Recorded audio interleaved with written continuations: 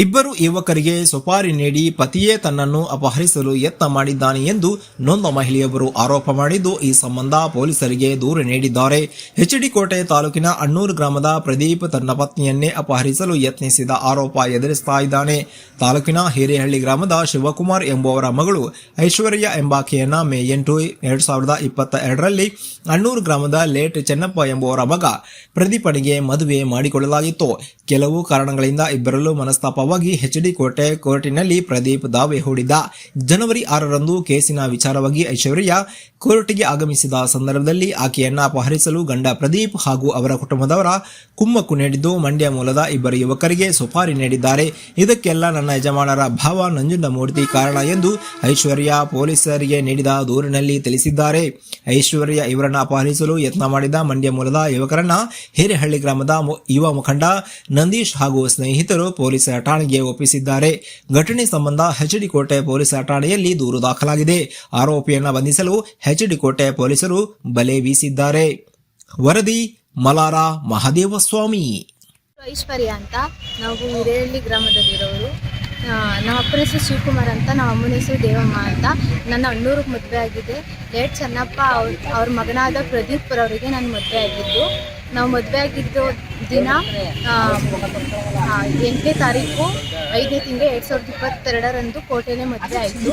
ಮದುವೆ ಆಗಿ ನಮ್ಮ ಗಂಡ ಹೆಂಡತಿಗೆ ಭಿನ್ನಾಭಿಪ್ರಾಯ ಮೂಡಿ ಅವರು ಕೋರ್ಟ್ಗೆ ಹಾಕೊಂಡಿದ್ರು. ಕೋರ್ಟ್ಗೆ ಹಾಕೊಂಡಿದ್ದಾಗ ಏನಕ್ಕೆ ಕೋರ್ಟ್ಗೆ ಹಾಕೊಂಡಿದ್ದು? ಅವರು ಡೈವರ್ಸ್ ಬೇಕಂತಂದ್ಬಿಟ್ಟು ಕೋರ್ಟ್ಗೆ ಹಾಕೊಂಡಿದ್ದಾಗ ನಾವು ಅಲ್ಲಿ ಕೋರ್ಟ್ಗೆ ಹೋಗಿದ್ವಿ.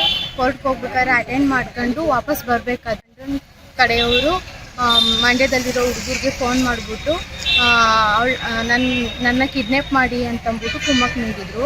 ಅವ್ರಿಗೆ ಫೋನ್ ಮಾಡಿಬಿಟ್ಟು ಆ ಥರ ಹೇಳಿದರು, ಕಿಡ್ನ್ಯಾಪ್ ಮಾಡಿಬಿಟ್ಟು ಕೊಲೆ ಮಾಡಿ ಅಂತಂದ್ಬಿಟ್ಟು ಹೇಳಿದರು. ಅದೇ ಥರ ಅವ್ರು ಬಂದು ನನ್ನ ಫಾಲೋ ಮಾಡ್ಕೊಂಡು ಕೋಟೆಯಿಂದ ನಾನು ವಾಪಸ್ ಹೋಗ್ಬೇಕಾದ್ರೆ ನಮ್ಮ ಅಪ್ಪನ ಊರಿಗೆ ಹೋಗ್ಬೇಕಾದ್ರೆ ಫಾಲೋ ಮಾಡ್ಕೊಂಡು ಬಂದರು. ಬಂದಬೇಕಾದ್ರೆ ನನಗೆ ಗೊತ್ತಾಯ್ತು ಈ ಥರ ಫಾಲೋ ಮಾಡ್ತಿದ್ರು ಅಂತಂದ್ಬಿಟ್ಟು. ಆವಾಗ ನಾನು ನಮ್ಮ ಅಣ್ಣನಿಗೆ ಹೇಳಿದೆ. ನಮ್ಮ ಅಣ್ಣ ಮತ್ತು ನಮ್ಮ ಊರಿಗೆ ಮುಖಂಡರಾದ ನಂದೀಶ್ ಅವ್ರಿಗೆ ಹೇಳ್ಬಿಟ್ಟು ಅವ್ರನ್ನ ಪಾಲಿಷನ್ಗೆ ಫೋನ್ ಮಾಡಿಬಿಟ್ಟು ಅವ್ರಿಗೆ ಪೊಲೀಸವರು ಬಂದು ಹಿಡಿದ್ರು.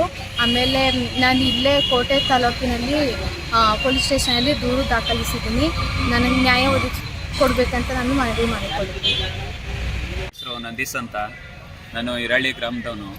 ನಮ್ಮ ಗ್ರಾಮದವರೇ ಆದಂಥ ಐಶ್ವರ್ಯ ಅನ್ನೋ ಹುಡುಗಿನ ಅಣ್ಣೂರಿಗೆ ಮದುವೆ ಮಾಡಿಕೊಟ್ಟಿರ್ತಾರೆ ಪ್ರದೀಪ್ ಅನ್ನೋನಿಗೆ.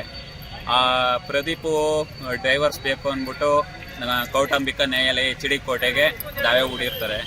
ಅವತ್ತು ಕೇಸ್ ಇರುತ್ತೆ. ಹುಡುಗಿ ಮತ್ತು ಹುಡುಗಿಯವ್ರ ತಂದೆ ಐಶ್ವರ್ಯ ಮತ್ತು ಐಶ್ವರ್ಯ ತಂದೆ ಶಿವಕುಮಾರ್ ಅಂತ ಇಬ್ಬರು ಬಂದಿರ್ತಾರೆ ಕೋರ್ಟ್ಗೆ. ಕೋರ್ಟ್ ಬಂದು ಹೋಗ್ಬೇಕಾದ್ರೆ ಪ್ರದೀಪ್ ಅನ್ನೋನು ಮಂಡ್ಯದವರು 2 ಹುಡುಗರನ್ನ ಕರೆಸ್ಬಿಟ್ಟು ಈ ರೀತಿ ಹುಡುಗಿನ ಎತ್ತಾಕ ಹೋಗಿ ಅವಳನ್ನ ಏನು ಬೇಕು ಅದು ಮಾಡಿ ಬಿಟ್ಟು ಕರೆಸಿರ್ತಾರೆ 2 ಹುಡುಗರ. ಆವಾಗ ಹುಡುಗಿ ಬಂದು ನಮಗೆ ಇನ್ಫಾರ್ಮ್ ಮಾಡ್ತಾಳೆ, ಈ ರೀತಿ ಬಂದಿದ್ದಾರೆ, ನಮ್ಮನ್ನೇ ಫಾಲೋ ಬರ್ತಾ ಇದ್ದಾರೆ ಅಂತ.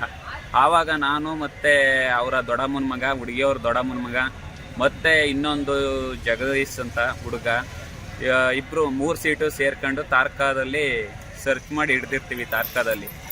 ಆವಾಗ ನಾನೇ ನಿಂತು 112ಗೆ ಫೋನ್ ಮಾಡಿ ಅದನ್ನ ಎಚ್ಡಿಕೋಟೆ ಪೊಲೀಸ್ ಠಾಣೆಗೆ ನಾವು ದೂರು ದಾಖಲಿಸ್ತೀವಿ. ಆವಾಗ ಸರ್ಕಲ್ ಸಾಹೇಬರು ಹೇಳ್ತಾರೆ, 1 ವಾರ ಟೈಮ್ ಕೊಡ್ತಾರೆ ಹುಡುಗನ ಮನೆಯವ್ರಿಗೆ. ಹುಡುಗನ ಮನೆಯವರು ಆಯಿತು ಕರ್ಕೊಂಡು ಹೋಗ್ತೀವಿ, ನಾವು ಏನೋ ತೀರ್ಮಾನ ಮಾಡ್ಕೊಂಡು ಒಳ್ಳೇದು ಹೋಗ್ತೀವಿ ಅಂದ್ಕೊಂಡು ಹೇಳಿರ್ತಾರೆ.